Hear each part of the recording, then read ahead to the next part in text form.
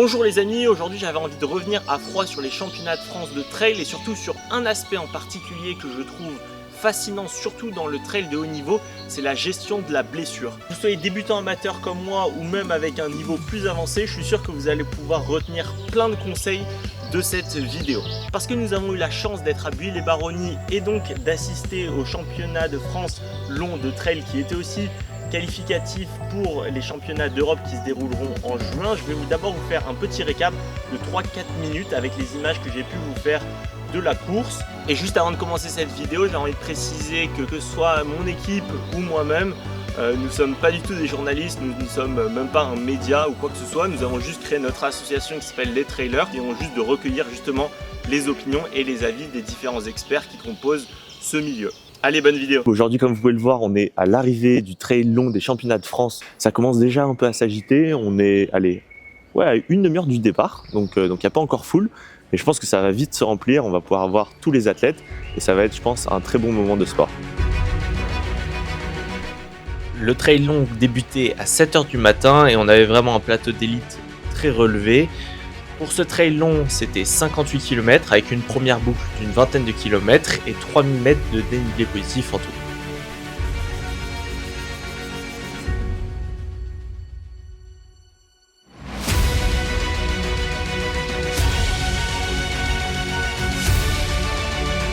Cette course est vraiment partie extrêmement rapidement sur des allures de 3,30, 3,40. C'était assez impressionnant à voir.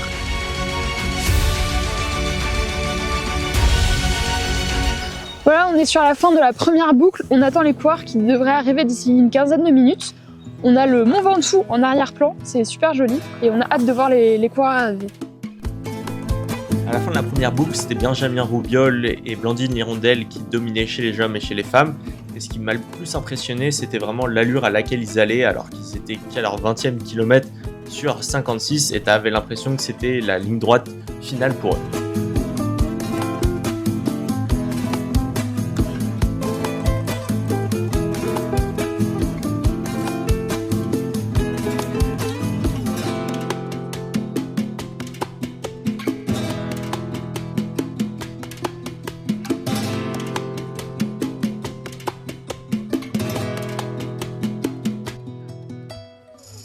On s'est ensuite rendu au 30e kilomètre. À ce moment-là, on a pu voir Benjamin Roubiol et Thomas Cardin arriver dans les premières positions avec Hugo Godec pas très loin derrière.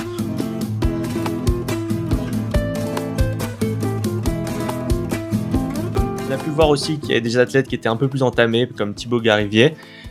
Chez les femmes, Blandine Hirondelle maîtrisait totalement la course, ça s'est même pas arrêté au ravitaillement.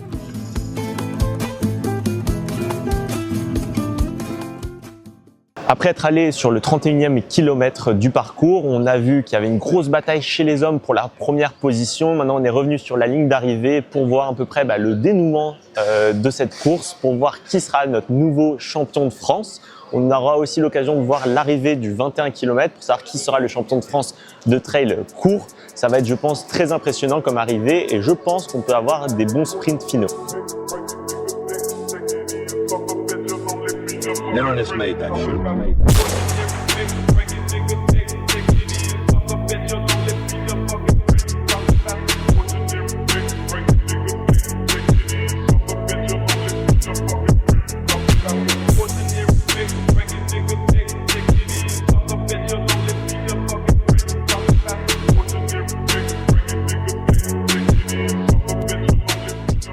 C'est parti très vite. Moi j'ai tendance à partir vite, donc je suis partie aussi très vite.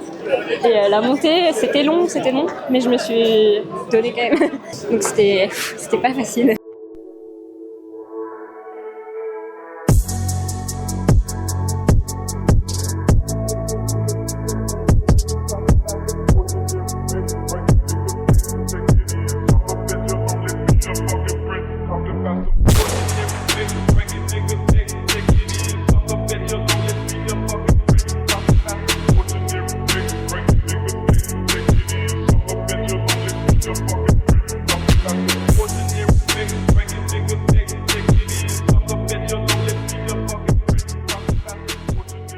Voilà, j'espère que ce petit résumé en images vous a plu. J'ai trouvé que c'était très émotionnel. Il y avait beaucoup de coureurs qui étaient vraiment soulagés d'arriver. D'ailleurs, que ce soit sur le trail plus long comme sur le trail court, au bout de 20 km, avec des coureurs qui avaient vraiment tout donné. On voit à quel point c'était important pour eux de réussir cette course. Et moi, j'ai trouvé ça vraiment très inspirant. Maintenant, nous allons passer à la partie qui nous intéresse le plus, c'est-à-dire pourquoi est-ce que les athlètes de haut niveau se blessent et pourquoi est-ce qu'il y en a autant aussi. C'est une question qui est pas mal revenue sur les différents podcasts, sur les différentes interviews qu'il y a eu durant ce week-end et puis là sur la semaine qui a suivi ces championnats de France. Alors si j'ai bien retenu quelque chose, c'est que c'est jamais un facteur qui est à l'origine de la blessure, mais c'est bien quelque chose de multifactoriel qui va créer et engendrer une blessure chez l'athlète et surtout chez l'athlète de haut niveau. Donc c'est pour ça qu'aujourd'hui j'avais envie de parler de 5 facteurs qui pour moi semblent les plus importants et en tout cas ceux qui sont revenus le plus, qui ont effectivement créé des blessures chez les athlètes de haut niveau. Alors pour moi, le premier facteur qui va créer une blessure chez l'athlète de haut niveau ou même chez nous les amateurs, c'est la charge d'entraînement et le dépassement de cette charge d'entraînement. Les athlètes élites vont essayer de maximiser leur volume et leur charge d'entraînement. Donc la charge d'entraînement, c'est quoi? C'est un mix entre l'intensité et le volume. Donc plus vous faites du volume et plus vous allez atteindre la limite maximale que votre corps peut supporter en termes de charge d'entraînement. Pareil avec l'intensité, donc plus vous faites d'intensité, moins vous allez pouvoir faire de volume, et plus vous faites de volume, et moins vous pourrez faire de l'intensité. Donc les athlètes vont essayer d'aller titiller la limite maximale qu'ils peuvent faire en termes d'entraînement sans se blesser, et malheureusement, il y en a quelques-uns qui vont aller un peu au-dessus de cette limite. Après maintenant, ce qu'il faut comprendre, c'est que cette limite, elle va bouger.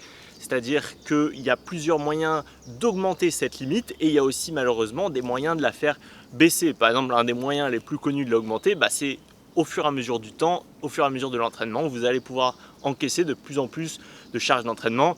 Ça pour le coup c'est assez logique, tout le monde l'a bien compris. Une autre manière c'est de gérer la récupération, par exemple de bien dormir, de dormir longtemps. Ça va vraiment pouvoir augmenter cette limite et cette charge d'entraînement que vous allez pouvoir encaisser. C'est généralement quelque chose que les athlètes élites font très bien. Pareil au niveau de l'hydratation et de la nutrition, mais par contre il y a des choses qui sont un peu plus complexes, par exemple les différentes carences en minéraux, en vitamines. Ça, à moins de faire des prises de sang très régulièrement, et souvent même des athlètes élites peuvent être en déficit de certains nutriments, de certains minéraux. Ça malheureusement ça peut affaiblir les os, ça peut avoir différents problèmes qui vont faire que votre charge d'entraînement maximale, elle peut être un peu en dessous de ce que vous pensez, sachant que c'est toujours très difficile d'estimer quelle est votre charge d'entraînement maximale. Donc forcément si vous voulez aller titiller le maximum, vous allez avoir tendance à souvent aller un peu au-dessus et donc d'engendrer et donc de créer une blessure.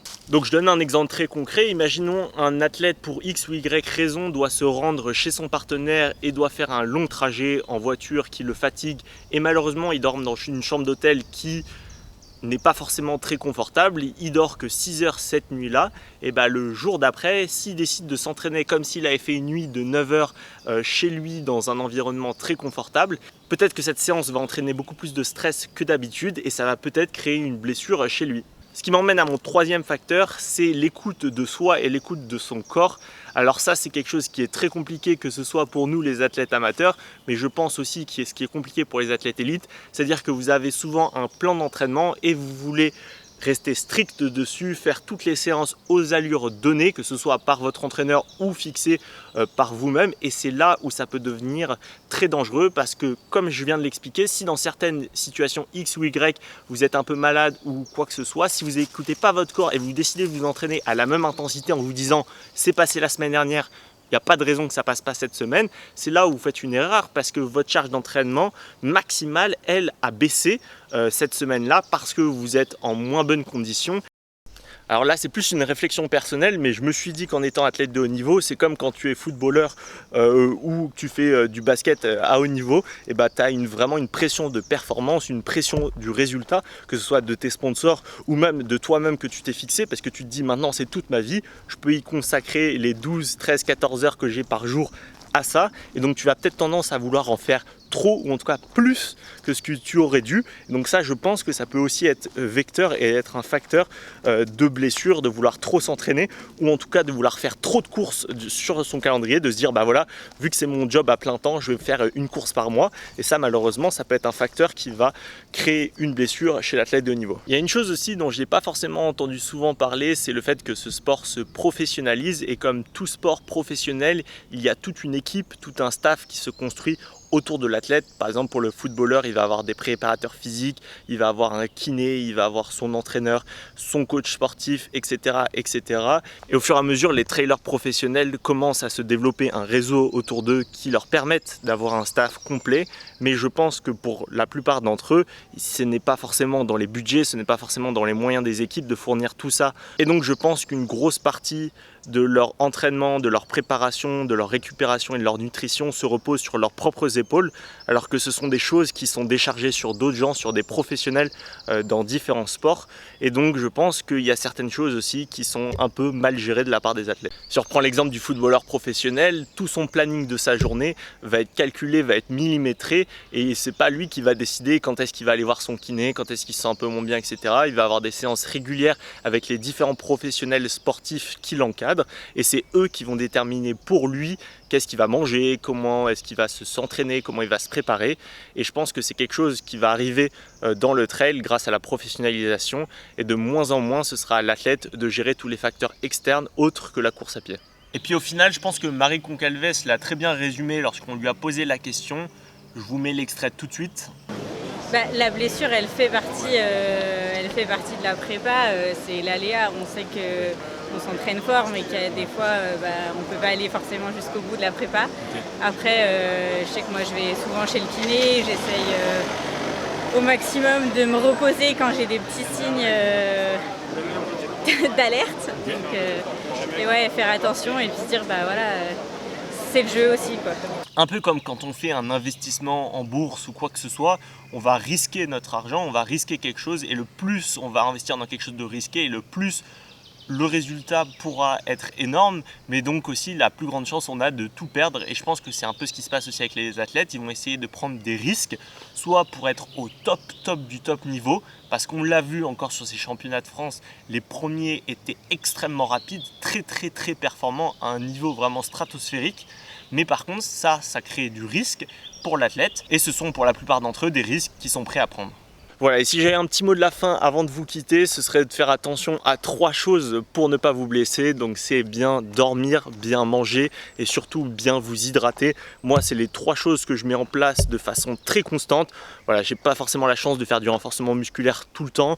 J'ai pas forcément la chance d'avoir un kiné ou quoi que ce soit. Mais par contre, je fais vraiment attention à ces 3 facteurs, et d'après moi, ce sont vraiment les 3 facteurs les plus importants. Surtout nous, en tant que trailer amateur, on doit faire vraiment attention à ces 3 facteurs. Alors maintenant, n'hésitez pas à me dire ce que vous avez pensé de la vidéo en commentaire. S'il y a des choses sur lesquelles vous n'êtes pas d'accord, j'aimerais vraiment discuter de ça avec vous, de mettre un petit like parce que c'est très important pour moi.